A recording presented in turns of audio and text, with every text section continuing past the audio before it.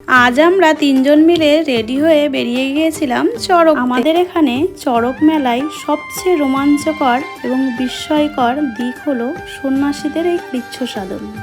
পিঠে বড়শি ফুটিয়ে চড়ক গাছে ঘোরা, শরীরের বিভিন্ন অংশে বান ফুটিয়ে ভক্তদের এই আত্মনিবেদন বাংলার এক প্রাচীন ঐতিহ্য।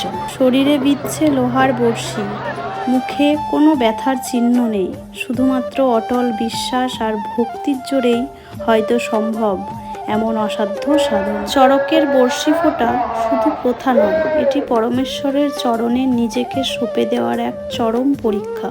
যন্ত্রণা যেখানে তুচ্ছ, ভক্তি সেখানে হয়তো জয়ী। চড়ক সন্ন্যাসীদের এই আত্মত্যাগ বাংলার লোকসংস্কৃতির এক অনন্য।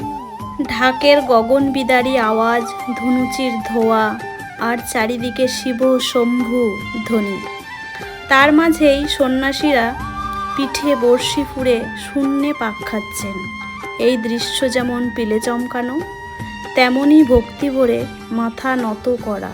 লোহার বড়শিতে গেঁথে থাকা এই শরীরগুলো যেন পার্থিব যন্ত্রণার ঊর্ধ্বে উঠে এক অলৌকিক শক্তির প্রকাশ ঘটাচ্ছে। এই শিহরণ জাগানো মুহূর্তগুলো তোমাদের সাথে শেয়ার না করে থাকতে পারলাম। সকলে ভালো থেকো, সুস্থ থেকো।